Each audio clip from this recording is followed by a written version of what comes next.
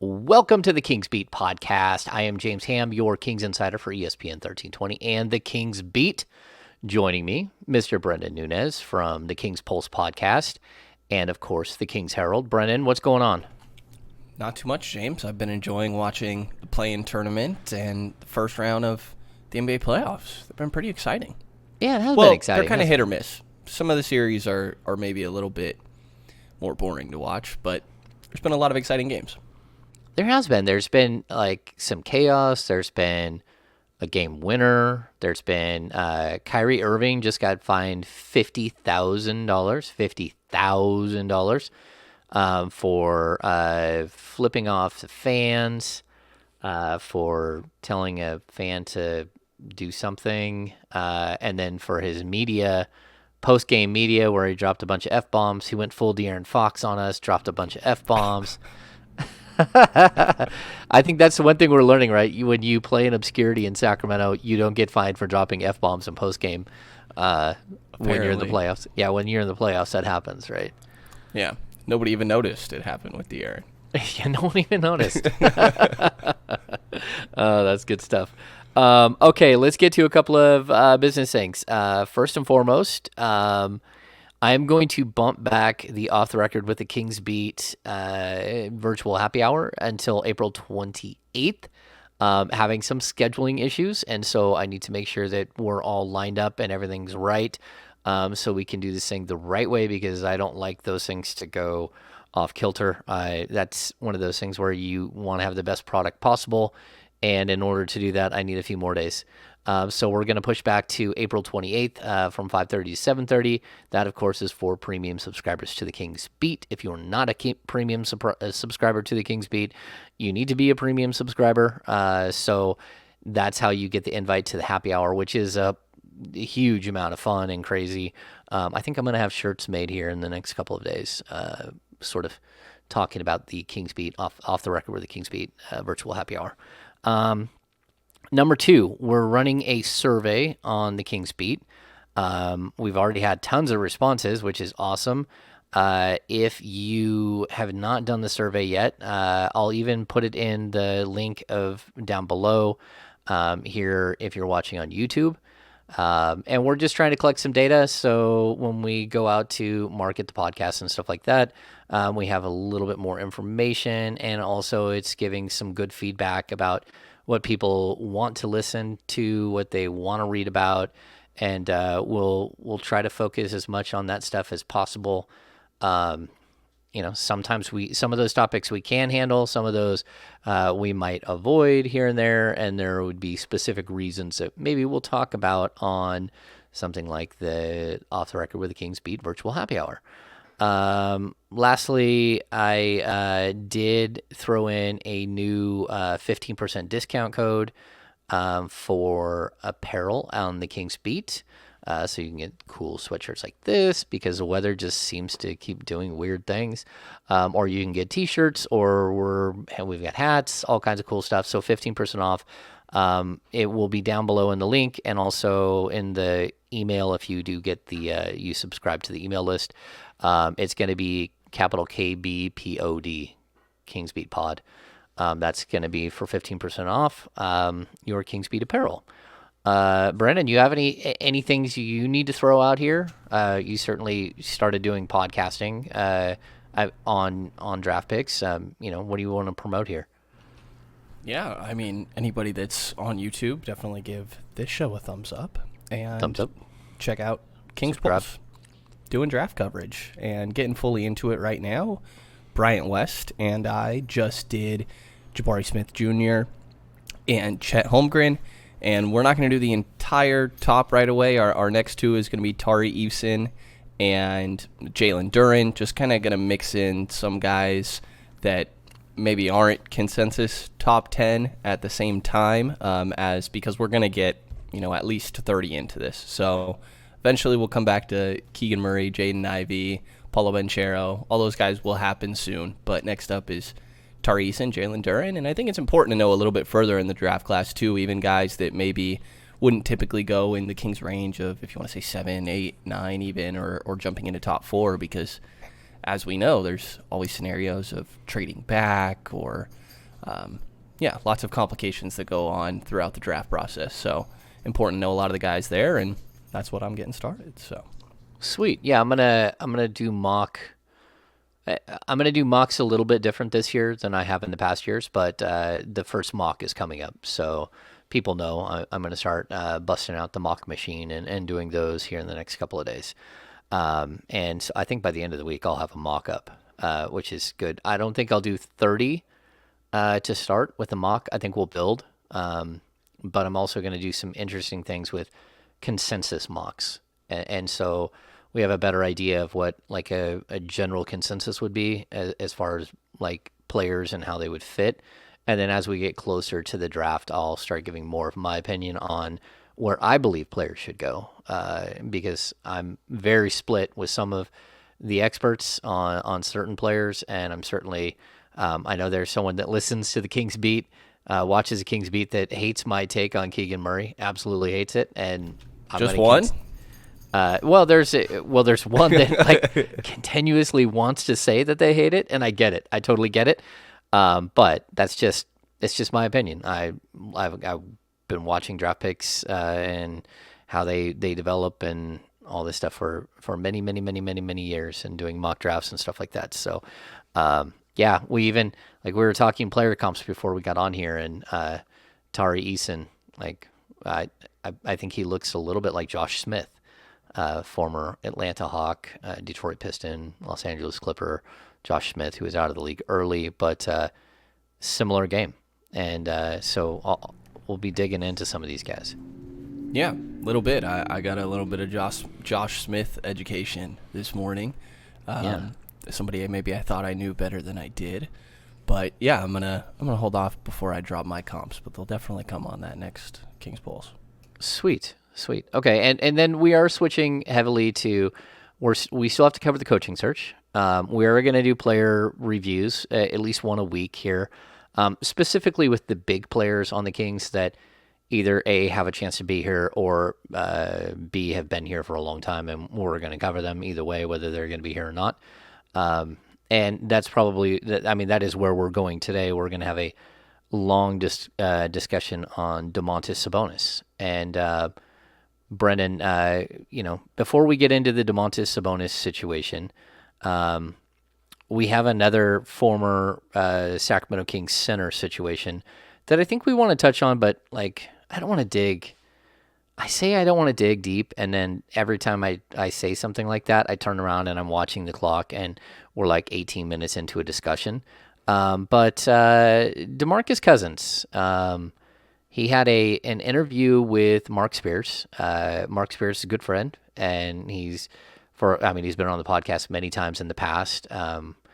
Whether I can get him on the podcast now or not is usually an ESPN thing. There's like this weird layers of approval to get somebody on a podcast. But I'll try to get Mark on here to discuss some of this. And we are going to do more interviews, especially now that we're in the off season. But DeMarcus Cousins took some shots at the Kings, and some of it I think is warranted. Some of it I think is revisionist. And then we had, of course, George Karl chime in, because why not? Why not, George? Jump on in there. Have at it, George. Good old George. I'm sure we're going to get a snake in the grass emoji any moment here from DeMarcus Cousins. Yeah, absolutely. The article was focused around Boogie still having a lot of game left, and it kind of just transitioned into talking about Sacramento. Almost read as if like Boogie was the one that led it there. And wait, we have to do this. We're just going to call this Tuesday Overreactions. DeMarcus Cousins on the Sacramento Kings. Go ahead. So the quote that stands out. Mark asks, if you could go back and change anything, what would you change that might have changed how you're perceived now? Is there anything where you're like, man, I should have just blank? And Boogie says, I would have skipped my draft workout in Sacramento. Mark asks, why is that? Boogie responds with, what did Sac do for me? Besides say my name, I did more for them than they did for me. That's just being honest, just being 100% honest. I had 2 owners, 3 GMs, 7 coaches in 7 years. I was there 7 years. I had 3 GMs, 2 owners, and 7 coaches. Not much more needs to be said. What's your reaction when you see this going on, James? You covered Boogie for a lot of years. My reaction. Okay. The 2010 NBA draft. John Wall, Evan Turner, Derek Favors, Wesley Johnson, DeMarcus Cousins. DeMarcus Cousins, the best talent in that draft. I think pretty much by far the best talent in that draft. But he fell to number 5, and he fell to number 5 for a reason. And look, I came into the league with DeMarcus. Like that, my first year covering this team full time was 2010-11.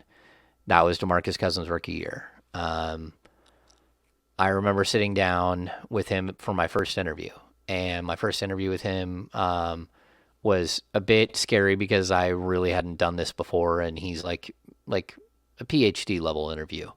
He's tough to get stuff out of, and then every once in a while you get him to open up and like really have a good conversation with you. I thought that was pretty solid conversation. I asked him at the end, like someone had given me like his projected 2K stats, which was like 14.5 points, 8 rebounds, 2 assists, block. And I said, "Is that fair?" And he said, "Yeah, maybe." That's literally almost exactly 2K predicted exactly what he would do in his rookie season. I asked him where he was going to be in 5 years, and he said best big man in the league. I asked him where he was going to be in 10 years. He said multi-time All-Star. I asked him, are you going to be in the Hall of Fame? And he said that's the plan.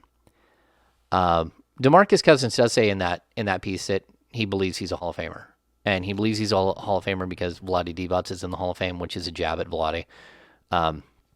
Unfortunately, pretty funny, I gotta say. Yeah, it was funny. I understand the flawed logic, but it's pretty funny.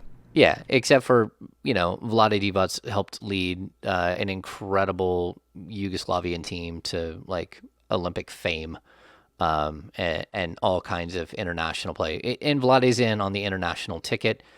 Vlade would not have made it on just the U.S. ticket. He was a very good player, but in an era of the greatest centers in the game. It's hard to think of Vlade as more than like probably the 10th, maybe even lower than that, best center in the league of his era, because he's in an era with, Shaq, David Robinson, Hakeem, Patrick Ewing, Alonzo Mourning, Dikembe Mutombo. Like every team had a great center. And so anyway, I don't think DeMarcus makes a Hall of Fame, and I think that actually I don't think he has a chance at all. And that's not because I dislike DeMarcus Cousins. It's just his career path, that's the way it's gone. He had a moment where he was a 3-time All-Star, and he was really, really good. And his teams won 31, 32, 33 games. He's gone on to play for multiple teams, which is because of injuries, but also because of, personality. And, we saw it again after this article came out in the Warriors-Nuggets game last night. He got into it on the bench with Will Barton and had like a full-fledged, like there was some unhappy conversations like going on. And look, I like DeMarcus. Like I covered him for a long time. It was a gradual change that covering him, I watched him grow and grow up in the NBA, but also grow from like a 19-year-old kid to like a 24-year-old 25-year-old before he got traded. He's right to a certain degree that the Kings were a mess. His rookie season, the Maloofs tried to relocate the team to Anaheim. His third season in the league, the Kings tried to relocate the team to Seattle. Ownership was void of, like, they didn't step up at all and have conversations. The GM didn't step up and take ownership of the relocation saga, and that left people like Paul Westphal and people like DeMarcus Cousins to answer really difficult questions about relocation and about where they wanted the team to play and stuff like that. So none of that was fair. The instability was chaotic. The ownership change was chaotic. He played for 6 coaches, not 7, but he did play for 3 GMs and 2 owners. And even like the era of Vivek buying the team, just complete chaos. So some of that is true, but I'll also tell you this: DeMarcus Cousins, for as much chaos as there was like he was a match for the chaos that the Kings provided. He provided his own chaos, and I think what we had here was a perfect marriage of a team without structure and a player that desperately needed structure. And the only time they did get structure that worked for him, somebody made an idiot move and fired Michael Malone. And that was the only time that DeMarcus started to get on the right path. And I think that's why we're seeing this conversation now, because he's back with Michael Malone. But I'll tell you this, Michael Malone was very clear and said that, yeah, him and DeMarcus had a great relationship, and he was able to sort of rein in some of the things that DeMarcus did. But that also didn't mean that he didn't have his foot up DeMarcus Cousins' ass every single day, which he did. Like that, it wasn't easy. And DeMarcus wasn't easy to cover. He wasn't easy to be around sometimes. That doesn't mean that I didn't like learn to appreciate him and also that I didn't marvel at his game was incredible. So Brenden, that's, what do you got? Yeah, I mean, you're the one with the perspective here. I mean, I think that anytime I've heard a story about Boogie, it's, he's far and away the best player on this team, and they could have done so much more for him, but there's always the final point of he wasn't exactly making it easy on his teammates. If anything, there's a handful of situations where he made life a lot more difficult for them and wasn't exactly your picture-perfect leader. I guess, to put it kindly, from things I've heard. Again, not watching the team so closely at that time. And, I mean, I think that, I can't help, I will say, like, when I see the 7 coaches, or if it's 6 in 7 years, like, think about De'Aaron a little bit. It's not to the same extent, but it's like, man, that was happening with Bookie, and the same thing's going on right now. De'Aaron's about to go on to his 4th coach in his 6th season. Like, I know we've said it nonstop, but, like, turnover's got to stop at some point. Yeah.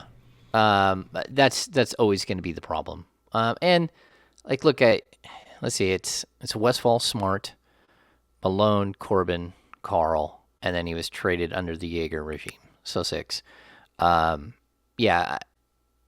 was plenty. I mean, like, we could go through a DeMarcus Cousins expose podcast. Like, there were fights behind the scenes, multiple fights. There was a situation where he was choked out by an assistant coach on the court during a practice. Choked out. I mean, I don't know if it was all the way out, but certainly, like, there was an incident. There were situations with media members, which are well documented, and I saw every single one of those. There's situations with young players that didn't go well. I think the one guy that thrived during the DeMarcus Cousins era was Isaiah Thomas, who literally just doesn't give an F and isn't going to buy in or have anybody tell him one thing or another. The George Karl situation, I understand why George Karl's chiming in. George Karl, in any other situation pre-Sacramento, probably earned the right to say something, and props to George Karl for being in the Hall of Fame, but George Karl was a mess in Sacramento, and it is what it is. I mean, he was a total mess, and I would like to tell you that, like, things could have been different. I don't think so. I mean, he literally walked in the door and started making phone calls to try to trade DeMarcus Cousins. Like, before really even meeting him, he tried to trade him even though he wasn't the general manager. And, he made phone calls around the league, and that's where we got the snake in the grass emoji. And, there's just so much to it. I would like to tell you it's as simple as what DeMarcus said, that it's all on Kings and all that stuff. And a good percentage of it is, but there's also a huge percentage that goes on him. And I don't know if it's a 50-50 split, but it's certainly it's closer to that than it is like a 90-10 Kings fault, his fault. Yeah. And, the Kings finally, for the first time, I believe the first time since DeMarcus has left, have another post-up big man that they can kind of play through. I don't know that they did a great job at playing through the post with Domantas Sabonis. And look at you segue. You like that? I like that. Hang on, before we segue, I want to finish one thing on Cousins. I talked about this on the radio, and I'm going to let you reset that segue because that was a brilliant segue. There was, just everything around him was chaotic all the time, right? And so we learned a lot about, him and about, just like how people dealt with him. But when we got to the moment where he gets traded, there is Vlade gets caught saying like what really goes down as like something that I'm sure it's on a t-shirt somewhere. We had a better deal 2 days ago, right? And okay, so first of all, Vlade tried to be funny all the time. And I thought he was really funny, and he's quick-witted. There is some language barrier stuff that you have to deal with on occasion where, just like, but either way, he was trying to be funny, and it backfired. Just like he tried to be funny and asked us how he did when he drafted Willie Cauley-Stein, and Sean literally told him not good. Like, you did not do good. He's like, what do you mean? He's like, you should not have drafted Willie Cauley-Stein. You should have drafted Emmanuel Mudiay, or you should have drafted Miles Turner. Sean was very clear and upfront with him. But specifically with Cousins, I want to make sure people understand the context of that, because I discussed this on the radio yesterday with D'Lo and Casey, my guys on ESPN 1320. And I made sure that people understood, like, what he meant was, okay, he had a trade worked out with the Pelicans on Friday. And then DeMarcus gets traded on Sunday. Between Friday and Sunday, a bunch of stuff happened. So the deal was going to be DeMarcus Cousins for Buddy Hield, who was the number 6 pick in the draft that year, in the 2016 NBA draft. And then 2 first-round picks from the Pelicans. One which ended up being the 10th pick in the 2017 NBA draft, because the Pelicans did not just like excel and go make the playoffs. They didn't make the playoffs, and the Kings got their pick. But the other pick was supposed to be a future first-round pick. And when the Kings went to Cousins' agent and told him that they were going to trade Cousins to the Pelicans, his agent freaked out and said, no, you're not.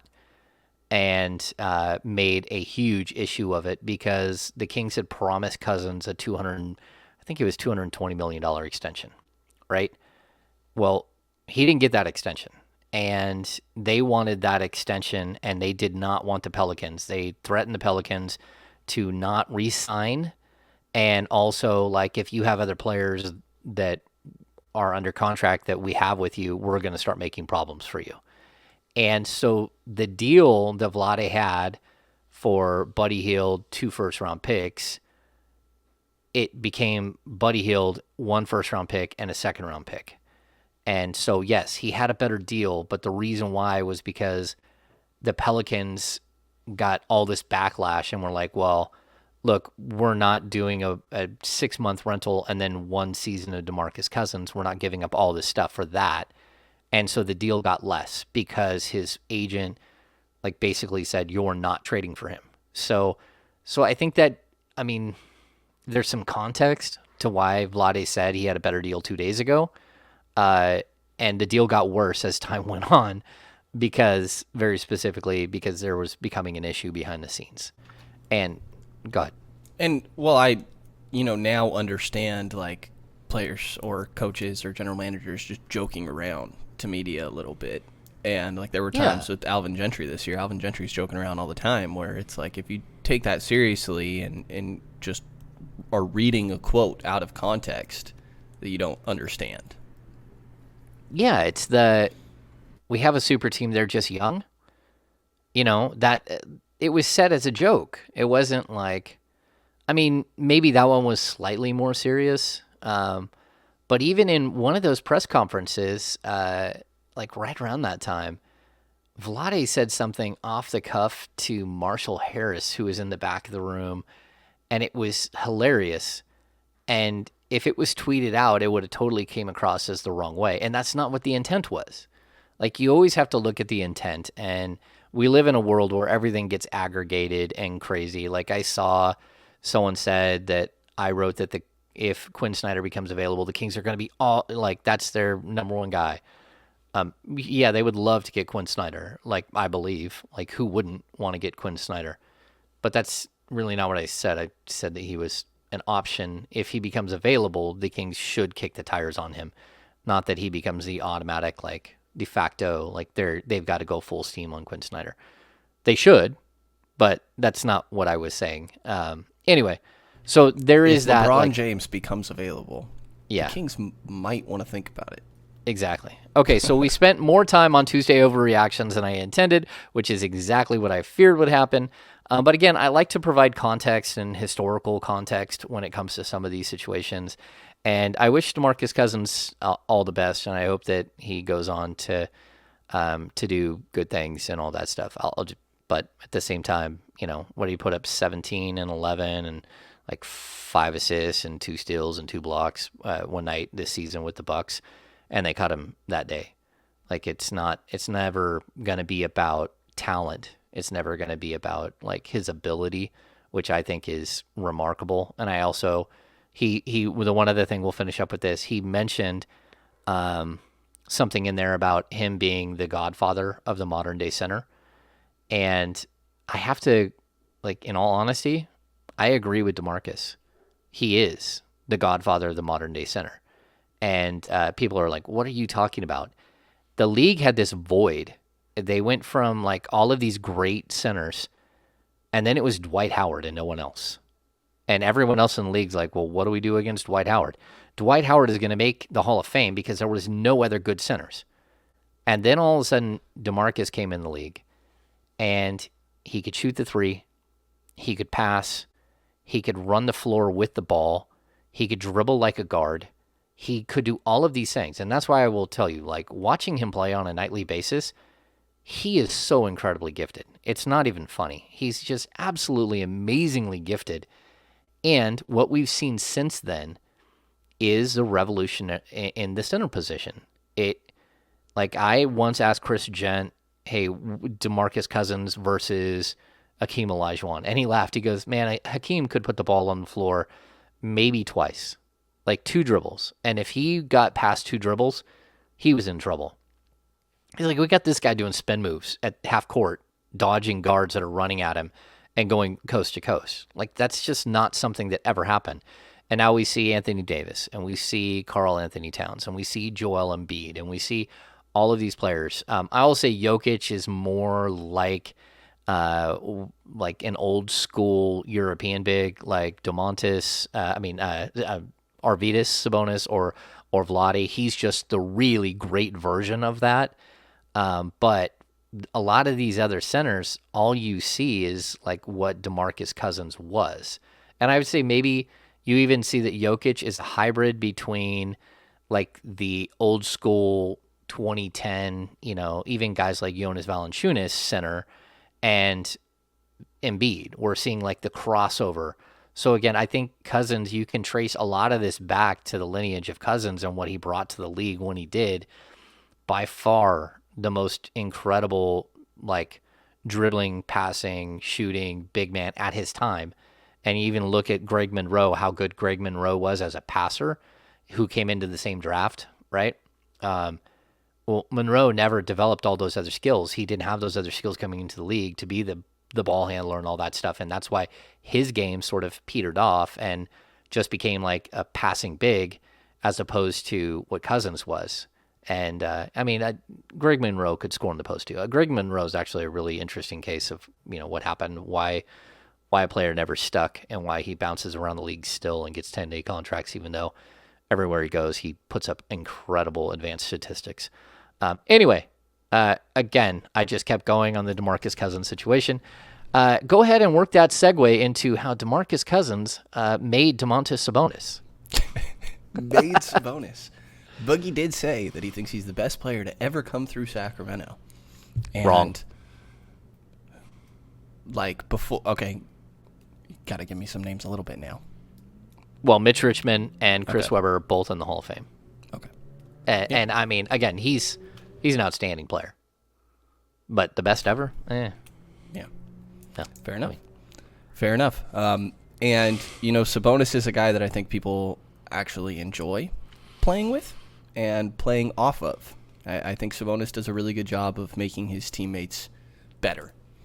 And on the floor, I think that what I've heard is that he's a great leader off of the floor, and you saw some of that leaking out in those 15 games he played with the Kings.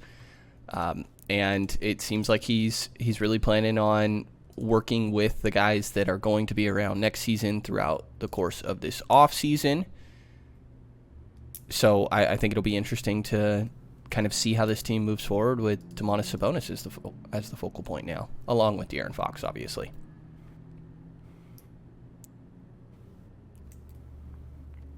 So I lost video and audio for a sec. Hopefully that's okay. Oh, no, we're back. Okay. I caught the tail end of that. But yeah, Sabonis in Sacramento. He's such a different player, right? He's different than anything that they've had since Vlade, most likely. Brad Miller. Brad Miller had a lot of similar skills as well. I think Sabonis is a better player, but I think the player comp of those guys is intriguing. Miller is probably a better pure shooter. And I think when it comes to Sabonis, he's probably a better all-around passer, better scorer, especially in the paint. I don't know, but we've dug deep into Domantas Sabonis, and why don't you start with how do you think he fits with Fox? How is this thing going to work out? Yeah, I don't think that they have a great fit, at least on paper. Just your two primary guys being players that don't shoot very much. I think that's just the basic issue here. And if you surround them with three shooters, I think it can work well. And I was surprised, like we said when we dove into De'Aaron on the last episode, that it did click so fast. Because both of these guys, there's an aspect of De'Aaron Fox has never played with a guy that can post up and run. You can run the offense through on the elbow like Domantas Sabonis. He's never played with a guy that can screen like Domantas Sabonis. And he sure never had to play off anybody that is a capable post-up player and efficient in that manner. I think that latter point is something that we really are going to see more progress with going into the Kings next year. I don't know that it's a focal point of their offense or anything, but I thought there were just so clear uncomfortableness going on when they were trying to post up Domantas Sabonis, and we didn't see it all that often this season.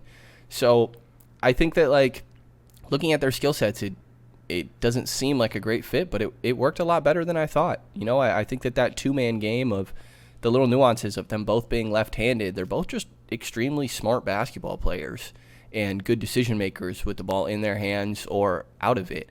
And their two-man game, I think, clicked right away. It's, to me, a lot more of how does this work when Sabonis is the one initiating rather than De'Aaron Fox? And that's where I think there's still some growth that needs to come. But where are you at with that duo and what we saw in their 15 games? Yeah, I think the one thing I'll say is that when I looked at the numbers, I was surprised by some of the numbers. And I think basically what we got was a scaled-down version of what we could see, right? So we didn't get to see the whole package because there's no way to install all of these offensive sets on the fly.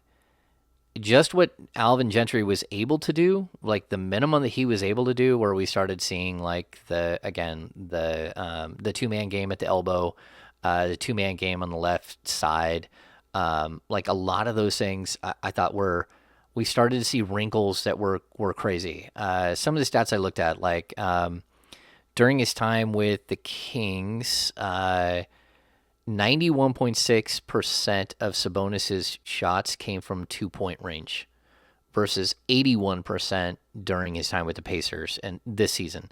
So that means that you're only looking at 8.4% from three, and Sabonis didn't shoot well from three at all, 23.5% with the Kings.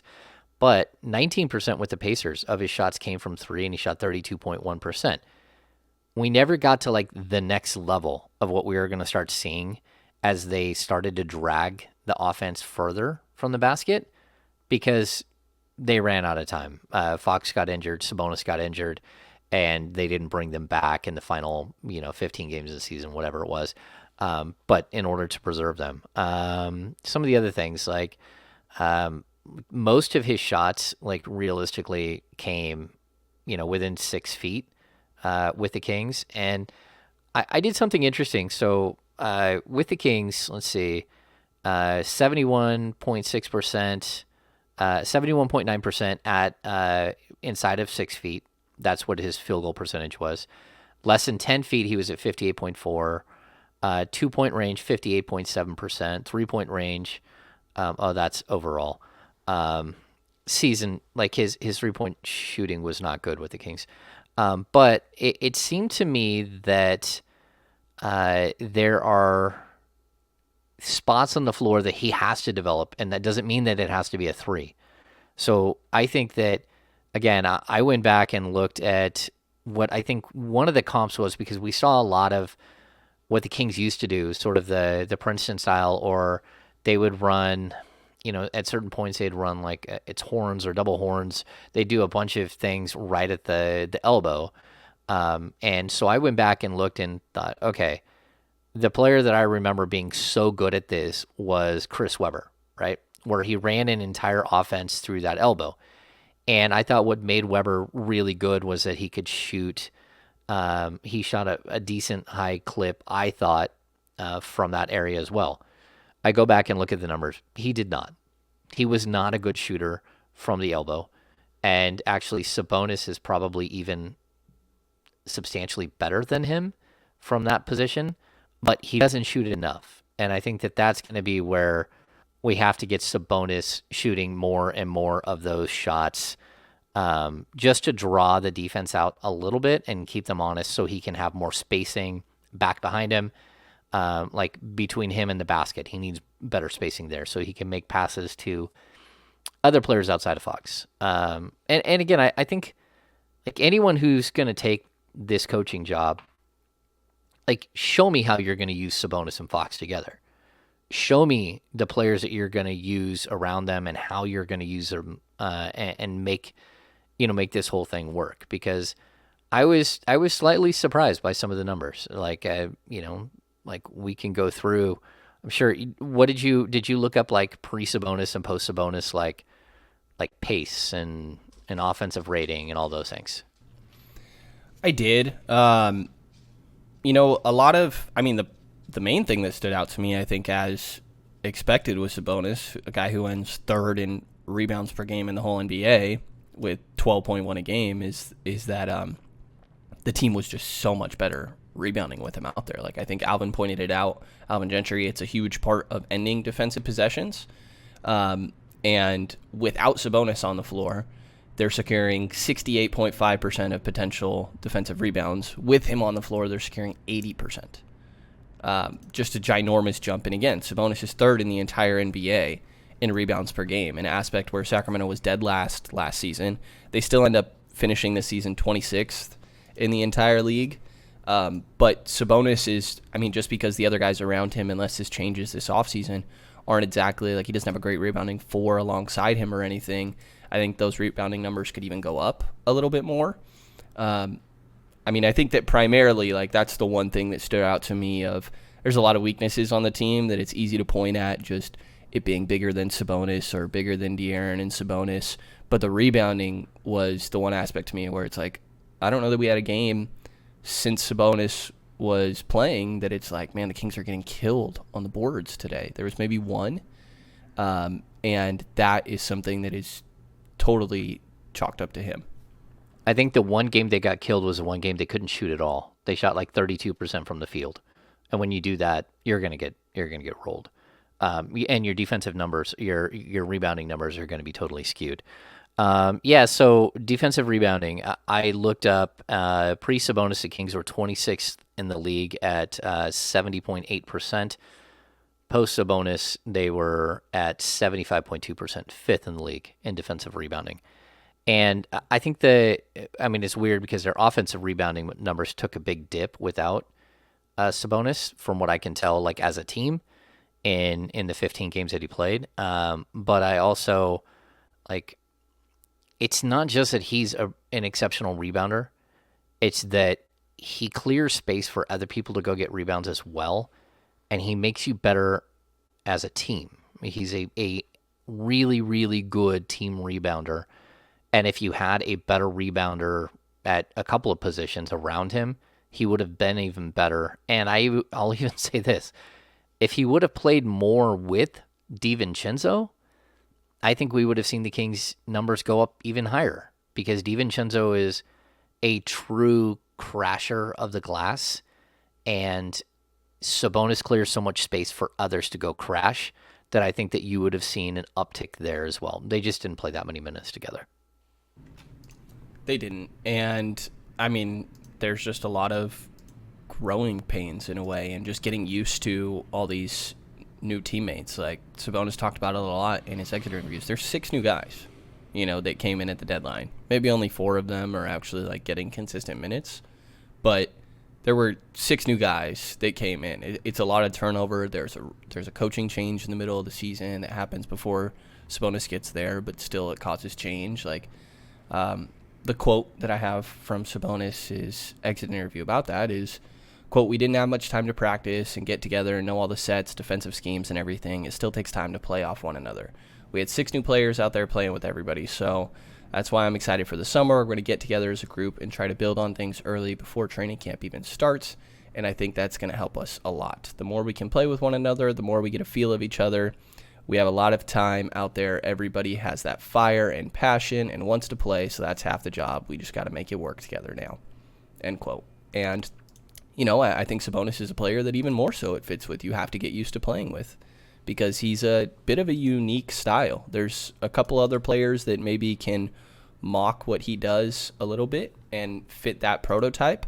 But for the most part, I think there very much so is an aspect of learning how to play with Sabonis and also being such a cerebral passer like Domantas is, understanding when teammates are going to cut and how quick they're going to cut so they can hit them in the right spots. And I think that we're going to see a lot of growth. And you mentioned the pace a little bit. Like the Kings finished 9th this season.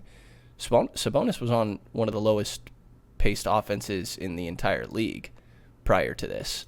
So I think that that's going to be a big adjustment for him as well, and partially where the whole rebounding and taking it himself really can help in that aspect. Okay, so pace, you brought up pace. The Kings without Sabonis, 99.8, with Sabonis, 101.6. It's the 8th highest pace, and they were 8th in pace in the first up until February 8th, and they were 6th in pace down the stretch. So, yeah, I mean, and to me, like that's per NBA.com, that their stats, and so like you saw where he could play with pace. I looked at some interesting numbers too. So we always focus on the Fox and Domantas pairing, and Fox didn't actually finish that well with Sabonis, but 1.2 of Sabonis's assists went to Fox, right? Which I thought was probably a little lower than I thought. And of those, Fox shot 36.4% from 3, which on 1.5 attempts, which I thought is pretty good. So of the assists that Fox got from Sabonis, he literally shot 36.4%. This is the one that stuck out. The second leading assisted player from Sabonis during the 15 games they played, it was Holiday. And Holiday made shots? He was so bad at the 3. What did he shoot from 3 in his time with the Kings? I didn't look it up. It's not good. I think he got close to 30% by the end of the season, but that was skewed by a couple of like oddball games late. It wasn't good, right? It definitely was not good. He ended with 34%. I honestly would have thought it was worse. With the Kings? Yeah. Yeah, that's because he hit all those threes in like the final 2 games of the season. Yeah. He had a couple games where he was hitting them. So here was the crazy thing that I saw. Holiday shot 38% on three-point attempts from Sabonis just with the Kings. During their time together in Sacramento, Justin Holiday accounted for 1.2 assists per game from Sabonis. He shot 38% on three-pointers from Sabonis on 2.8 attempts per game. To me, that was stunning because it felt like Justin Holiday missed like 87% of every 3-point he took during his time with the Kings.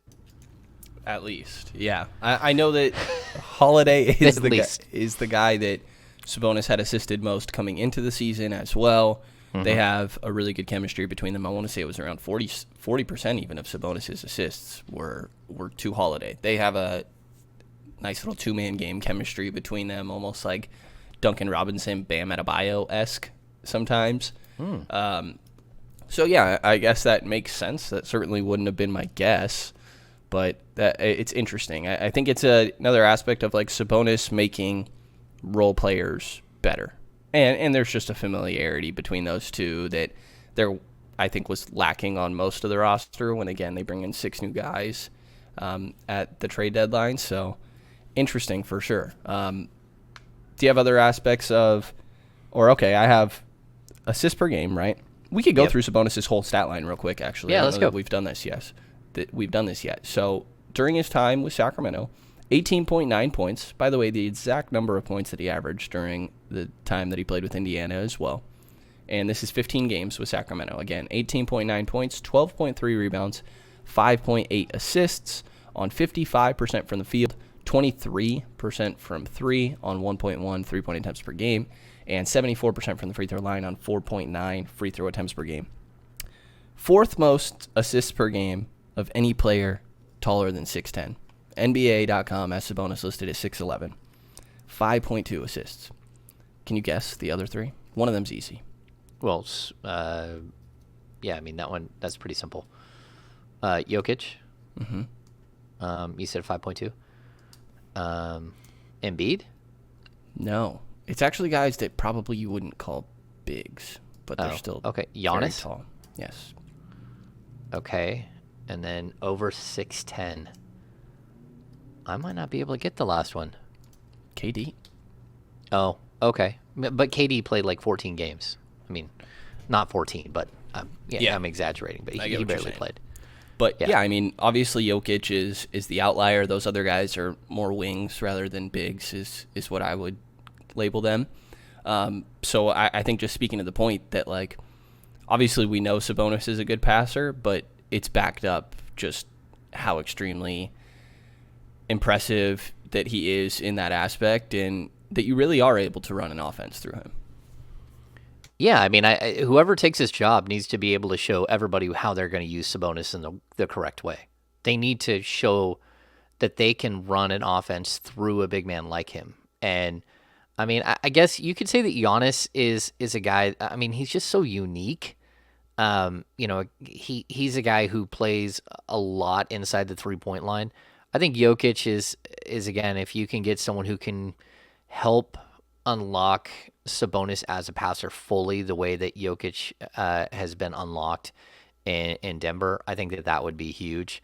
But in order to average, 8 assists a game, you have to actually have shooters around you that can actually hit shots. And I think that was probably, like, both in Indiana and in Sacramento, that was probably the biggest.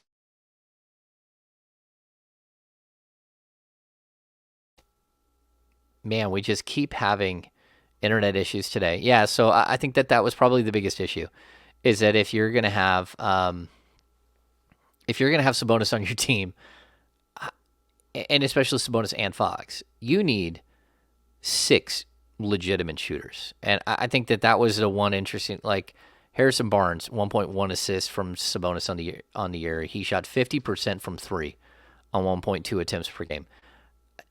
The thing that stands out is 1.2 attempts per game. Like, why is Sabonis not hitting Harrison Barnes for literally 4 assist opportunities per game? And that's just not something that we saw. The attempts has to get up. And so I really do think that we're just seeing again, like, the beginning of what this can be. And I think what we do know is it can be something totally different than what we saw from Sabonis in Indiana, and something totally different for Fox than what we saw with him without Sabonis here in Sacramento.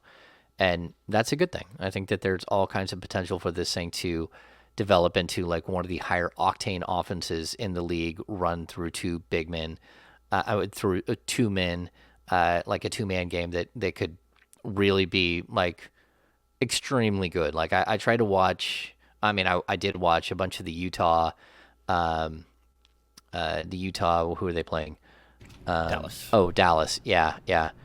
And the two-man game between Donovan Mitchell and Rudy Gobert, like half the time it doesn't work because Gobert is just not good offensively. And I think when you invert that and you have the big being the passer and the guard being the finisher, you have potential for this thing to be really, really intriguing to watch. And that's where I like kind of throw some of these comps out, because I even look at the Denver Nuggets, and they don't have anyone that's even remotely similar to De'Aaron Fox. They have a bunch of shooters. And when they do get, I guess, you got a bunch of shooters and you got Aaron Gordon, who's a non-shooter. But then, if you bring back Jamal Murray and you do get Michael Porter Jr., then you have, more shooting, and Porter can at least do some things. But still, there's not someone who, I think the only combo that looks even remotely similar would be Embiid and Tyrese Maxey. And even that's not maximized because Embiid is a 30-point per game guy trying to score for himself more often, and they have a lot of other options as well. Yeah, it's definitely hard to draw comparisons, and I do think the post-ups are going to be a big transition. Like, I think Sabonis has shown that he's a pretty efficient post-up player, and I think that De'Aaron Fox hasn't needed to or had many opportunities to like function as a cutter, and I think that's an area of his game that we could see some growth in. And I think that's part of the, Sabonis was averaging 5.5 free throws in Indiana. That went to 4.9 with Sacramento. There were some times where he just felt like he was hardly getting there. And I think typically I think we'll see that number jump a little bit more next season, especially like I said, getting a few more post-up opportunities or in transition, attacking the basket hard and getting to the line, because that's an area where Sabonis does exceed as well. I was impressed with him on the defensive end. I got to say, I know the numbers don't look great. It's hard for numbers to look good, defensive numbers to look good when you're a member of the Sacramento Kings, I got to say. But yeah, before you hit me with the numbers, James, I thought that while he doesn't get many blocks, in fact, 0.3 blocks per game in his time with Sacramento, 5 in the 15 games that he played. He had 5? 5, apparently. Yeah. I thought that he did a decent job of being in the right position. There wasn't many times where I'm like, man, he's just a liability out there, which I know isn't a high bar, but I think previous Sacramento centers maybe have me at that point. I think he did an okay job of being a deterrent, even if he's not a natural rim protector. I know the numbers don't say that, though. Yeah. Okay, so I want to finish with one thing on the offensive end, and then I'll give you numbers on that. Less than 10 feet with the Pacers. Less than 6 feet with the Pacers.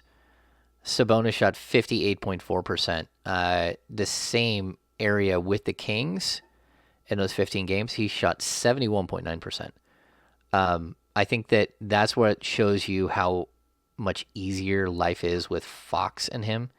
It's that when he is in that position, he has a much easier time to score, like at the rim, because there's other people drawing attention away within the area as opposed to just threes.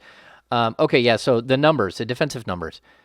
The eye test and the numbers, they don't match up. So I thought when I watched Sabonis play, like so much better than I thought he would be as a defender. So much better. And I think everything across the board, when he came from Indiana, some of the things we heard about him, oh, hang on. Let me scratch that, because I think the number I just read you was defensive stats. That's what that is. That's what those are. Those are defensive stats. Yes. Less than 6 feet when he was with the Pacers, 58.4%. With the Kings, 71.9%. He allowed people to shoot. Less than 10 feet, 62.9% with the Pacers. He was a little bit better at 58.4% with the Kings. 2-point percentage overall. 52% as a member of the Pacers, he allowed his opponent to shoot. 58.7 with the Kings. 3-point line was a little bit worse. But overall, like the numbers were startling. Overall, he allowed opponents to shoot like 46.9% with the Pacers and 53.8% with the Kings. And I think that's because team shot a lot more threes against the Pacers because they had Miles Turner like roaming the paint and an elite shot blocker. So against the Kings, they went inside more. But I'm just gonna say this like straight up: the Kings are just the worst defensive team. Like historically, over the last like 3 years, I mean, if you add them all up, there might be one team that's remotely close to them, but they are so bad defensively, it's not even funny. And I thought the Kings got much better with him on the court, but that doesn't mean that they were good. And I think it also shows you that you have to have a shot blocker with him, and you have to find that guy. So that should be like, how do you find a shot blocking 3 or a shot blocking 4 to put alongside him? And that to me, it's going to be the difference between Sabonis being a strong anchor on the defensive side and us looking at similar stats next year. Can this team get better as a defensive unit? I don't know. The only way you can do it is by having a better fit. Doesn't have to be someone who's just so much better defensively. That would help, but it definitely has to be a better fit as a defender next to him than what we saw in the final, 15 games with him. And it's complicated. He's a complicated fit defensively.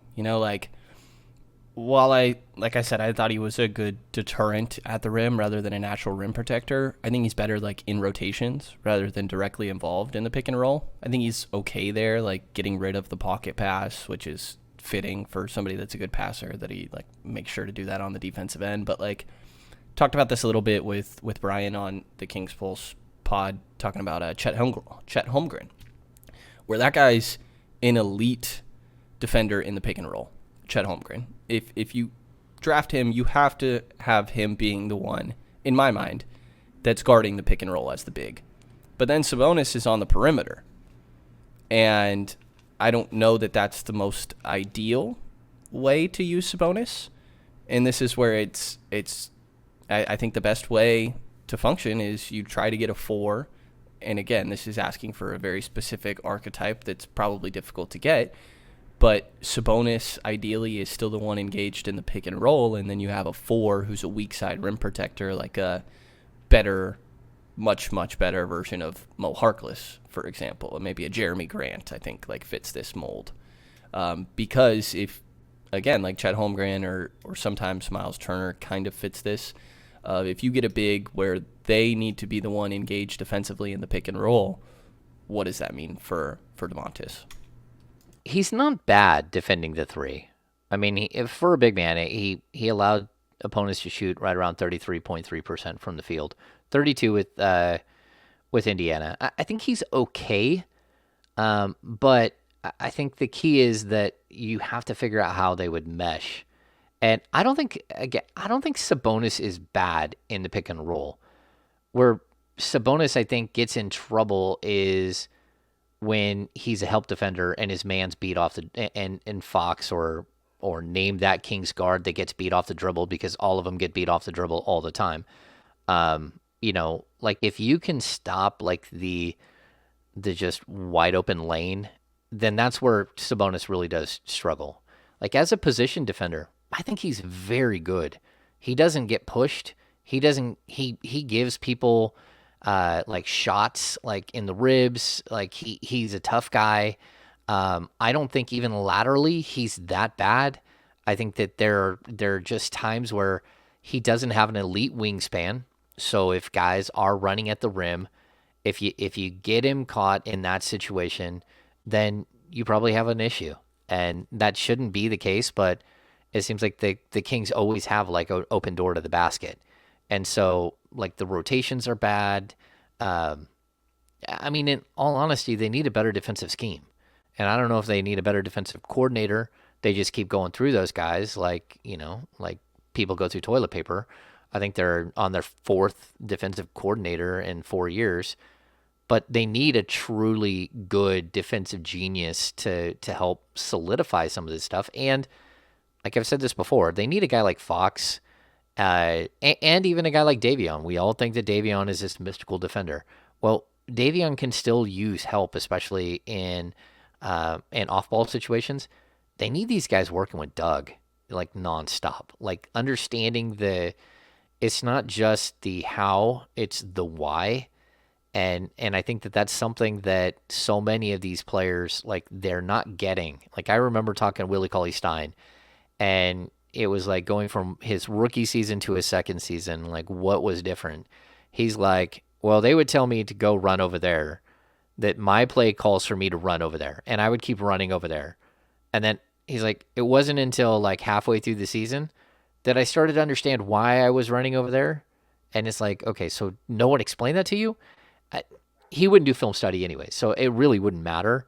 But some guys get it, some guys don't. But that's where I think Doug, if he is still on the coaching staff moving forward, we have no idea about that. But that's where Doug can really pull some of these perimeter guys and say, this is why we're doing it this way. If you do this, then it stops this from happening. And I think that that's something that we're going to have to see a lot more of. The overall defensive IQ of this team has to rise. The easiest way to do that is bring in better defenders. But you also have all these players here that you need to get better. They need to get better defensively. And if they have the tools to get better defensively, they need to get better defensively, because there's only so much Sabonis can do. Like, there are limitations to him as a defender. He is not, but there's also limitations to every single big man as a defender. There is no one big man that can basically erase everybody. We're seeing Rudy Gobert get just abused on the perimeter like he always does in the playoffs, which has always been the problem, which is why you don't bring in Hassan Whiteside to be his backup, because then Hassan Whiteside just gets torched on the perimeter too. You're just going to get torched by everybody on the perimeter. I guess that's the name of the game. But when it comes to like the players around Sabonis, you need length, you need speed, you need guys who will fight to stay in front of their men. And there's with the Kings film room on Twitter. The Kings film room put up a video breaking down De'Aaron Fox. So shout out to you. You did a good job. I enjoyed watching the video. There were a lot of positives, but if you go to the defensive portion of that, where you see where De'Aaron like lets on and off the gas on the defensive end, you can see how that's a problem. And he's not the only one. Like, there's so many players on the Kings that do the same exact thing. But when it comes to Fox, if he's going to be like the guy, like, he has to fight through screens for 35 minutes. He can't fight through screens for 14 minutes of the game and then not fight through screens on the other part, and you get torched. So like, that's how I think where Sabonis, he's going to be a solid team defender. He's a solid like communicator. He's a solid rotation guy. He actually defends the three better than I thought he does. He's willing to take a charge here and there. He doesn't let anyone just run you over. But at the end of the day, if you see him standing in the key and you're an athletic guard, you're going to go up and high over the top of him almost every time and have no problem. Yeah, I think that Sabonis is just, like, defensively, center is the most important position in basketball for good reason. Just deterring and blocking shots at the rim is so crucial. Everybody's looking for twos and threes, most efficient shots in the game, and denying at the rim is extremely important. I personally think that unless you're talking about getting a Chet Holmgren who has Defensive Player of the Year potential, like some Evan Mobley, crazy outliers like this, right, that you're probably just not going to have a great defense. Like, I think that there is ways to improve. There's a lot of engagement issues I think we saw with De'Aaron Fox. I think that Davion Mitchell and Dante DiVincenzo are solid defenders, like definitely improvements from what you're talking about with Buddy Hield at the beginning of the year, or Marvin Bagley when he's out there. Rashawn Holmes wasn't very good defensively when he was out there this season. Like, I think there's definitely ways to improve. But to me, when you're building around Domantas Sabonis and De'Aaron Fox, you're trying to be a really, really high-caliber offense, and then your defense is just enough. Because it's going to be tough to be a good defense with that duo. Just being blunt. Like, 27th in defensive rating this year. Not okay, but, like, somewhat expected in a way. It's the 24th in offense. Where it's like, that just can't happen. No, it can't. But I'll also say that, like, the final 15 games of the season, I mean, they're really around 22nd, but the final 22 games of the season, you took away like most of your main cogs, and it also stopped. Harrison Barnes stopped being like super productive in that time too. So I think that there are ways where the offense can be better, and I agree with you on the defensive end. I will say this: when you take out Buddy Hield and you take out Tyrese Halliburton, and you replace them with Dante DiVincenzo and with Davion Mitchell, you can take a step forward. But again, those guys have to play in order to be really impactful. They have to play, 28 to 32 minutes a night, each of them. And so you need to find ways to supplement, to bring in guys. And we talk about like, we would both be okay if Trey Lyles came back. Well, Trey Lyles isn't going to help your defense. Like it's just not going to happen. I mean, Trey Lyles is a stretch four, but really defensively, he's an undersized 5. I mean, he doesn't have the lateral quickness to defend fully on the perimeter. He's okay, but again, if you're going to have him, then you need a flat-out eraser with him. I mean, like, you have to have somebody who's incredible at blocking shots and rotating and defending. Like, the Kings don't have that guy. And so, there are so many little pieces that are missing here that you have to fill. And I like what you talk about with Chet Holmgren. I mean, the Kings landing the number one pick in the draft, there's, a 7.2% chance of it, something like that. So there's an opportunity, but like we're talking about pie in the sky here. Like there is not going to be another player. Again, if you land the 1 or the 2, so now we're looking like a 14.6% chance, right, of moving into the top 2. Well, again, like if you're not getting there, like who can help you? And I don't think that there's a guy in the draft that you can just say, okay, he's going to be the perfect fit that will erase things and cover all the weaknesses of Sabonis and some of the weaknesses of Fox. And so that's an issue. And you're going to need to address that issue, whether it's in the draft or it's free agency or if it's via trade or whatever. Yeah. I think my take or concern there, I think like something that we kind of saw this year, and this year had a lot of complications to it, is just don't get so caught up in quieting the mistakes and fixing the mistakes that you lose your strengths in the process. Because you have to have strengths. I don't know that we can look back on this Sacramento roster this season and say that they were good at anything. I agree 100%. And that's an issue. Like, next year, the team should be good at ball movement, playing in pace, and getting in transition often. Like, I don't know, pace is the one thing we heard all year about, like, this is what we should be the fastest team in the league. Our strength is our speed.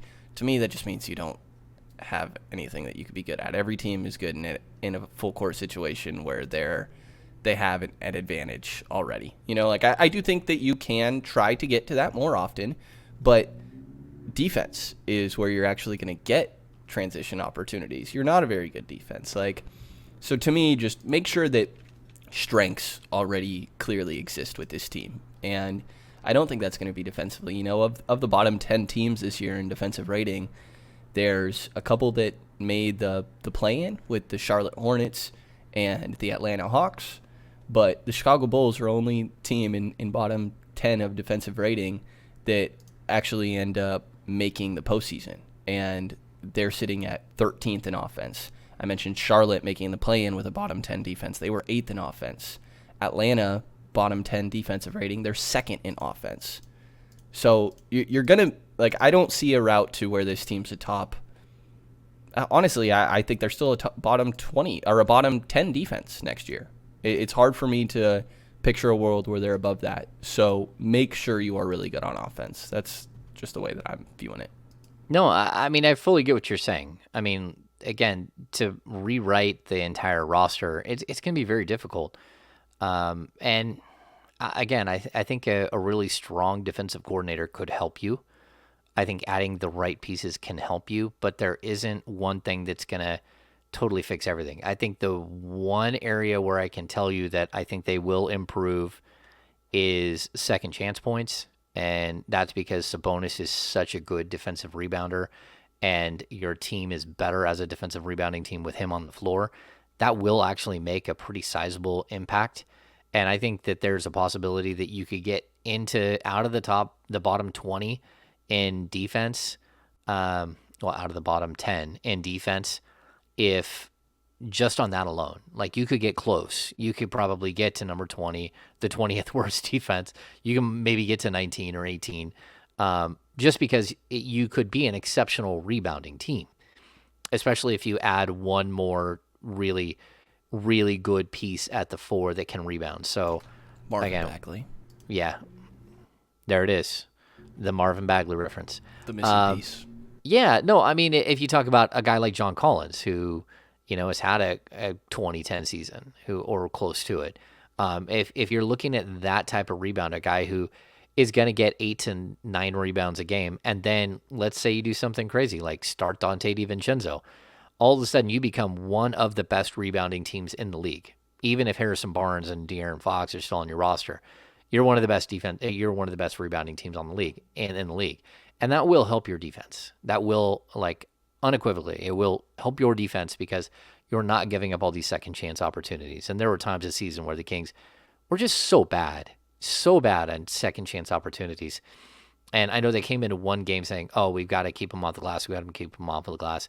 And the team had 24 second chance opportunities in the first half, and we're like, "What in the world?" And the Kings made an adjustment and got back in the game, but it was too late. You already lost because of the one thing that you said you were going to do coming into the game and did not do. Yeah, totally. And I think that defensive rebounding is Domantas Sabonis' best defensive aspect. It's extremely important, the period on the end of a possession. There was a game earlier this year, and I'm sure there's more than what we could just visually see on the court, where Sabonis was getting on his teammates because he's the one boxing out, but the guards didn't come in and secure the board. Oh, and he was pissed. Right after that, he's clapping in their faces. I want to say it's Davion. And I think it was Chimezi. I think it was, yeah. Yeah, I think there were two that he was not happy that he cleared out 2 dudes and the ball bounced 3 times and the other team eventually got around him. I think he even picked up a foul because he was trying to hold 2 guys off, and then he ended up fouling one of the guys who ended up getting the ball, and he was so angry that no one else came to get the rebound. Yeah, he demands it, and I like that. So all right, so yeah, I mean, the Kings are going to have a tough time fixing all of this in one offseason. But I think the one thing that we've learned from Sabonis, dealing with him, the handful of times that we have, he's a straight shooter. He appears to want to be in Sacramento. He appears to want to make changes. He's a no-nonsense guy. He's not a guy who's going to let go of the rope and allow things to happen. He's going to scream and yell. He's going to be forceful. He's a pro's pro. But he's also someone who is super intense and wants to win. And I think that's where he's looking to put his flag down and say, this is my NBA home. And in order to do that, I think we all have sat here and said, oh, he's got to, the Kings have to do this, and this to make sure that they keep Sabonis. And there are still things that Sabonis needs to do in order to earn a max money deal or a huge, monstrous 5-year deal. We assume that it's going to just go smooth and it's going to be a perfect rise and that there's going to be this, combination between him and Fox that just works. But, if the Kings don't start turning the corner here, it's hard to put all kinds of money into 2 players that, maybe can't make it work. And so I definitely think he has a personality and the leadership skills to be an answer, not part of the problem, but part of the solution here in Sacramento. Yeah, I love the wording. part of the solution, not part of the problem, for sure. And he's, 2 weeks removed from being 26. Like, I don't know how much improvement I'm necessarily expecting from Sabonis himself. I think a lot of it just comes with getting used to this group, but it's certainly not without or out of the realm of possibility that he just continues developing his own game. Like, I think that mid-range and three-point shot is what specifically stands out to me that, I don't know this for certain, but it didn't seem like something that he did a lot in Indiana, even in practices and stuff. And meanwhile, in Sacramento, like, every single big man is shooting 100 threes every practice. So hopefully we see seeing some individual progress would be more than welcome for the Sacramento Kings, I'm sure. And, maybe it's possible. Like I said, 2 weeks removed from 26, De'Aaron's right around the same age. And maybe we see some individual progress from that duo, along with complementary progress from the staff, whether that be the other players on the roster or the coaching staff. And hopefully there's notable improvement, because there certainly has to be. There certainly has to be. So I think, again, we're at this point where you hope that they can put guys around these pieces, and hopefully that changes and all that stuff. I do think that, again, I'm excited to see where he goes. And, I think because of the style of play, he has at least a solid 8 years of high-level NBA basketball in him because of his style. And I'll even say this, Fox has had some injury things here in the last 2 years, one of which was COVID at the end of last season, which cost him a bunch of games. And the Kings didn't want to bring him back because they were in the same situation they are this year, where they weren't going to make the play-in, and they kind of like put their foot off the gas. Yeah, I think Fox would have played more games than he needed if he needed to, but he wasn't needed because this team was not going to make it. And so, again, I think that this team, they could be a really strong duo for a long time. I think, like, we're going to talk about coaching, the coaching hires like here, the potential coaching hire here throughout the next couple of weeks. I've touched base a couple of times. I still haven't got like a distinct list, although plenty of names have been mentioned with regards to the Kings and who they might chase for the 20th coach in the Sacramento era of Kings basketball. I think it's the 20th coach. It's really hard to, we have to count Jerry Reynolds like 6 times. But yeah, Jerry was a coach, I think 3 separate times. Look, we're starting to see some names pop out again. We've seen the list that includes like Terry Stotts, Steve Clifford, Mike Brown, Kenny Atkinson, Charles Lee, and Darvin Ham. We've started to see other guys. Like, again, I'll continue to say this. Like, I don't think it's like a foregone conclusion that Quinn Snyder will be back in Utah. I also think it would be very difficult for the Kings to talk Quinn Snyder into coming to Sacramento. I'm not positive of that. There's a possibility there. But again, I think the one thing that I've mentioned on the radio, I wrote it on Sunday, is this weird connection that Wes Wilcox has with so many of these coaches.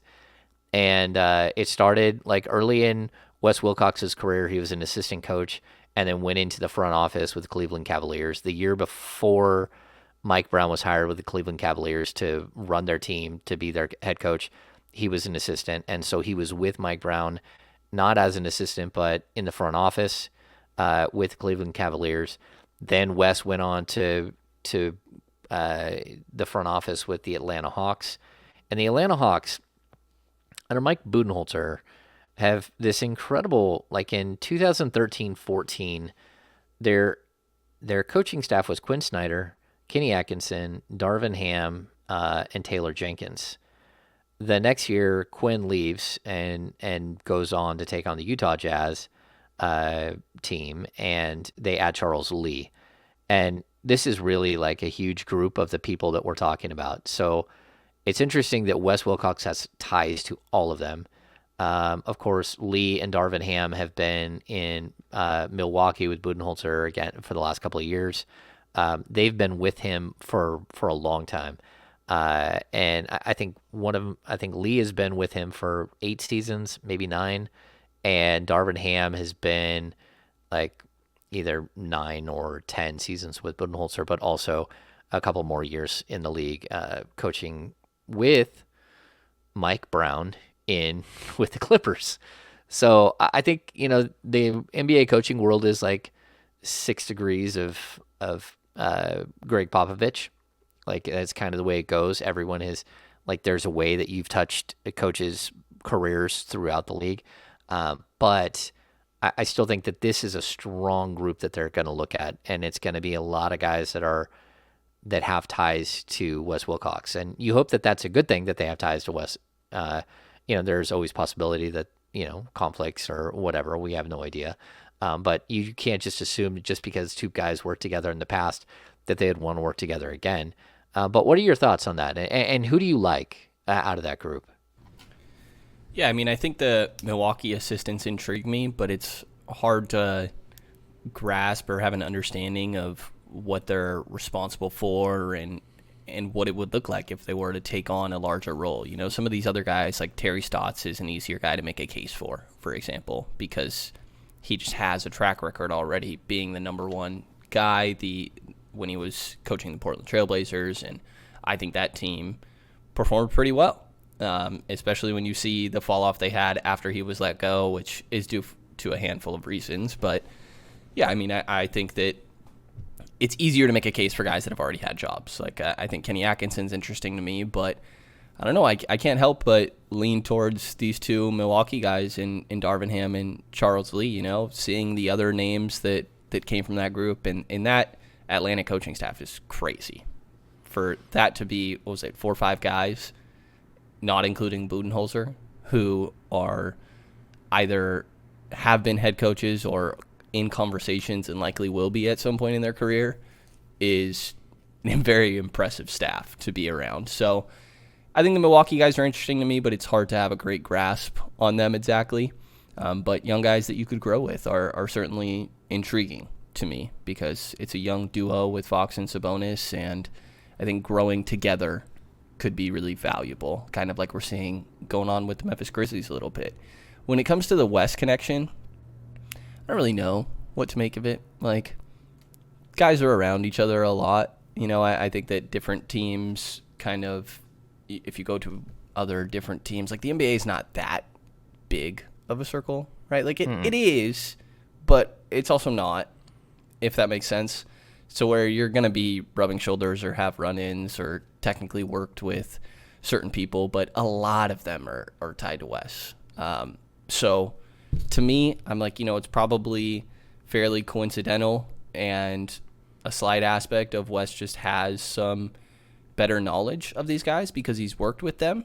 To you, does it mean anything deeper than that? Yeah, I don't know. I mean, I think it's I'm not going to say like it's a way that Wes is gaining power or something. I think that like you want familiarity. There could be someone who comes in and just blows you away, right? But the guys who are good at like PowerPoints, that doesn't mean they're going to be good at coaching. So I would actually do something absolutely wild, and like I would interview everybody multiple times. I would have a lot of conversations around the league about who thinks what about who. I would go to, we always talk about like whether Sabonis or Fox or Harrison Barnes would have input. I would actually go to Dante DiVincenzo, who just spent the last couple of years with Darvin Ham and Charles Lee, and ask him what he thinks about those guys as coaches. I would also go to Justin Holiday because I believe he was with Atlanta at one point, and could actually give you some intel on what he thought of them as younger coaches. And I think it's really interesting that all these guys have come up together and that are finding success or like on the brink of success. I think that's really intriguing to me because what it shows you is that like Budenholzer spent like, I think it was 17 years, something really crazy with the San Antonio Spurs as an assistant. He was an assistant for a long time, just like these guys have been assistants for a long time under him. And that tells me that it's not just about like what are your responsibilities, because I think that that's part of it, but I think it's about what culture do you build, and can that culture that you've built, can you take it somewhere else and have it be successful? And I think we've seen so many Popovich guys, especially Popovich guys that stay with him for a long time, go on to have success because it's not just about X's and O's. It's about how you communicate. It's about the what you actually demand from guys, how you approach the game, how you approach the off season. Like there's so many nuances to being a head coach. You would just think that it's X's and O's for 82 games, and it's not. They're culture builders. We always talk about the culture. Well, that is where you need to, it's where we're seeing Taylor Jenkins. Like his personality is all over that team. And you want to say it's Ja. Oh, it's Ja Morant. They got Ja Morant. Except for they were almost unbeatable when Ja Morant missed 19 or 20 games. Like that's a culture thing. You play against them, you watch them, you see how hard they play. They're playing hard for a coach. And that's, again, what the intrigue to Quinn Snyder's always been. But people play hard for Quinn Snyder. People love playing for Quinn Snyder. He's able to take guys that, either undrafted or second round picks and make them into viable rotation, top end of the rotation guys again and again and again. That's the mark of a good coach and a good system and a good culture that he brings with him. And so that's what I think more than anything else, the Kings need a really good culture, because you can get some X's and O's guys to change some of the way that your defensive designs or your offensive designs. And, some of that has worked and some of it hasn't in Sacramento, but you can go get guys that specifically are good at those things. What you can't get is just stumble in and find a leader of men all the time and someone who gets everyone in the room to buy in. And that's where the Kings should be looking. Definitely. Culture has not been the most positive thing in Sacramento these last couple of seasons. If anything, it's kind of probably working against them and some of their surrounding players too often this season and years prior. So I'm totally with you. I think one of the most important aspects of... Oh, you're back. We were gone Hello. for a while. I am with you on the idea of culture. And I think that it's been a negative culture in Sacramento for these past couple seasons and had a negative impact on a lot of guys. I think that it's had a negative impact on a lot of guys. And if we can see that turn in the opposite direction, a coaching staff is probably the easiest way for that to happen, and coming in and instilling something new, because what's been going on previously clearly isn't working with the Sacramento Kings. So changing the culture, I'm totally with you, something that needs to happen. Okay, so we're going to wrap up the show with the business of basketball. And Brenden is doing these incredible podcasts where they're literally taking an hour and a half to go through two prospects and compare, and him and Bryant over on the Kings Pulse podcast. And you guys should be going over and checking it out and listening to them and seeing what you're thinking, because it's just more ways for you to digest some of the information, some of the thought process, some of the pluses and minuses of players, but also some opinions on players and how people think they would fit. And Brenden, I'm going to ask you, number one, everyone always gets draft crushes, right? I know it's early, but do you have a draft crush right now? I feel like a draft crush can't be one of these top four guys, because I want to say it can be, but can I just say that I'm taking Chet Holmgren number one and not thinking twice about it, no matter what team I am? Yeah, that's fine. Yeah, because last year, I fell in love with Evan Mobley. Yeah, and with Barnes, with Scotty Barnes. Both of those were super high on my list of guys that if somehow Mobley slid at all, the Kings should still try to move up to go get a guy like that. But go ahead. Yeah, the closest thing I have right now is probably Chet. I want to say AJ Griffin would be the other one, but he's difficult. He's very, very raw, and I can't get over the defensive lapses that go on there, because when he's engaged, he's great. And I think Benedict Mathurin falls under a lot of the same issues and a lot of the same flashes of strength. So I think those are the two guys that I don't know, typically would be my prototype for draft crushes, but I think there's just too many defensive lapses. Like my guys previously were like Isaac Okoro, I was huge on. I loved Isaac Okoro. Yeah. Maybe I think you could go get Isaac amazing. Okoro. Wait, who? I don't know that he like has panned out yet in the way that I thought he would, but he's still been a really good player. Who's that? Okoro. Just still talking Okoro. about Okoro. Yeah. Yeah, I mean, trying to pull up years prior here. Yeah, like what was your draft crush last year, and who is someone that you missed on? Oh, my crush was Franz Wagner. I would not shut up about Franz Wagner, and I gotta say I did pretty well with that one. You did. He was my anti, and I wasn't totally anti Franz Wagner. I just didn't think that. No, I think he's a stretch 4. I don't think he's going to be a 3, and like I was slightly concerned about how his game would translate to the league, and he's been extremely good.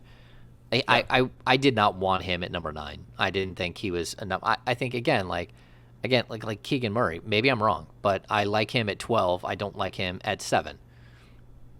Call me crazy.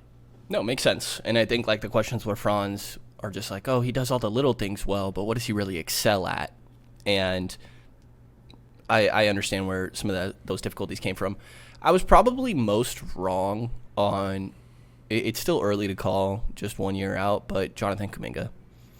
And I think a lot of it has to do with going to the Golden State Warriors, where he's not allowed to just do whatever he wants. Like, to me, he was a mess. And there were so many moments of, holy crap, but look at that athleticism. Like, look at this flash of self-creation in this sort of build. I'm like, yeah, but, like, that's 1 out of every 6 plays, and the other 5 are horrible. But he went to a system where he's not allowed to make those mistakes, and he gets to come up as a little bit of a role player and fill a void on a roster rather than just asked to be everything. So I think that's at least, I guess, maybe my excuse on Kuminga. And, actually, I'll say I think I was wrong with Davion, too. I really thought it was a really bad pick at the time, to be honest. And I think he's outperformed my expectations. I still think that if I was to be in that number 9 spot, I would take Davion Mitchell if I was Sacramento Kings. But I think that he's outperformed my expectations just as a small guard, what he's been able to do defensively and have an impact on that end as a player of his size. And the shooting has been streaky, but I believe it more than I did at the time of the draft. Yeah, I believe in his shooting. I just think it's just a matter of him like managing his workload. I think he's going to figure it out. I think year 2, he learned a lot in year 1. I think he'll be a close to 40% shooter from 3 for his career. Do you have anybody from last draft you feel like you missed? Yeah, I think Franz is pretty, like, I just wasn't a huge fan. I love Josh Giddey. I was one of the few people who were like, most people had Giddey around like between 15 and 17, and I was like, oh, no. I would take Giddey without any question at number 9 if he was available. Of course, he wasn't there. As far as misses, I think this has been a great draft. Like, this is going to be one of those drafts that really does have like 10 legitimate good starters. It may not have a superstar. It could still have a superstar, but I think more likely a handful of multiple time all-stars, just not that next level guy. And I think it's kind of like this year's draft where, I think this year does not have as many potential all-stars. It might have a handful that could possibly get there, but I think it's harder to see a lot of these guys. And I think this draft is a lot more speculative than most of the previous drafts. And like, again, if I'm falling in love with a guy right now, again, I like Mathurin better than I like AJ Griffin, and I would be okay with taking him at number 7, even if he doesn't fit the need. I still think he's going to be really, really good. And then, of course, I like the the top two, and Banchero has grown on me a little bit, and I would take Jaden Ivey as well if somehow you landed for. I would try to trade that pick, but I would still look at it. Like historically, I've missed a couple of times, but like I could squint and see why Marvin Bagley should have been a 20 and 10 guy, without any question. He should have been a 20 and 10 guy, and he just never stayed healthy. Totally. And I still think like as a player, I liked him better than Jaren Jackson Jr. at the time, because Jaren Jackson Jr. was a horrible rebounder in college. He's a horrible rebounder in the pros. He's a great defensive player, or a great shot blocker. So I think he would work, and like that's the package you're looking for to put next to Sabonis. But still, I think I'll say I missed on Trae Young. I didn't think Trae Young would be able to get off the shots that he does, and I also thought he would put up numbers, but I didn't think he would be on winning teams, and that might still be the case, although he did lead a team to the Eastern Conference Finals, but I think it was in a weird situation. Totally with you. Yeah, I mean, everybody's going to have misses, just the nature of the draft, and there's a lot of draft prospects that are very like boom or bust, where it's high floor but low ceiling, and I think like Trae Young kind of fell into that. My probably biggest miss since I like really started diving in that's in 2020, so we're only like 3 drafts in at this point. And maybe it's just still too early to call because point guards take some time, but I think that wow, why did the name I just lost it? Killian Hayes. I like really liked Killian Hayes, and I think that he still could turn it around. He's dealt with some injuries in his 2 years with Detroit now, but still think he could turn around. I thought he was really good on defense. I really bought the step back in space creation that was going on there, and it hasn't quite translated, but point guards take a little bit of time. And I will say, with this year's draft, last year's 2021, I think Cade Cunningham is a superstar. Okay. Well, I mean, I'm he all might get about there. Cade Cunningham. He might get there. Yeah, I mean, and I think that Evan Mobley is going to be, like, he'll be, an all-NBA player. I don't know if he'll be a first-team all-NBA player, but I think he'll be a top 15 player. Yeah, like, I absolutely adore, like, his game. Again, perfect fit type guy, so. Yeah, me too. Defense Player of the Year candidate. Yeah, now I've got dogs barking after all of this mess that we've gone through. Okay, so we're going to wrap it up. We've had internet issues. Isabella, our corgi puppy, is going to sit here and challenge me on the way out the door. Isabella does not like Evan Mobley. Yeah, she's got her own little personality. Let me see if I can quiet her down for a sec. Yeah, I think, as people pointed out the last time I went on 1320 D-Lo and KC, dog behind me in my camera pretty often since I've changed my setup. Anybody watching on YouTube, if you haven't, by the way, thumbs up, like the video. You can see the bear that she decided to completely de-stuff right behind me here. At one point, I thought she was going to go at it during this episode, but she calmed down a little bit for now. All right. Yeah. I'm dealing with like 3 dogs at home, and strangely enough, they've been quiet most of the time until we got to right now. Okay, so we're going to wrap it up. So a couple of things, just reminders. Listen to the King's Pulse podcast. Jump on and check that out. Number 2, we're moving the Off the Record with the Kings Beat virtual happy hour to April 28th, not April 21st. Just some scheduling conflicts. Hit the survey. Make sure you're doing the survey for us. Jump on board with the Kings Beat. Subscribe. Do a premium subscription if you can. That's how you get in the door for the happy hour. And thanks for joining us on this adventure. And hopefully we'll have some guests starting to roll in here in the next couple of episodes, and we'll hit this thing pretty hard. So, Brenden, do you have any final thoughts? I hope that the Celtics sweep the Nets. Ooh. It's random, but I'm all about Celtics. I love that a guard won Defense Player of the Year. Oh, yeah. Yeah. Marcus Smart. All right. Well, I'm dealing with dogs and having one of those days. The internet issues were a nightmare today, just in case you don't see it in editing, because I'm going to sit here and edit this thing for an hour. But thanks for tuning in to the King's Beat podcast. For Brenden Nunes, I'm James Ham. We'll see you on Thursday.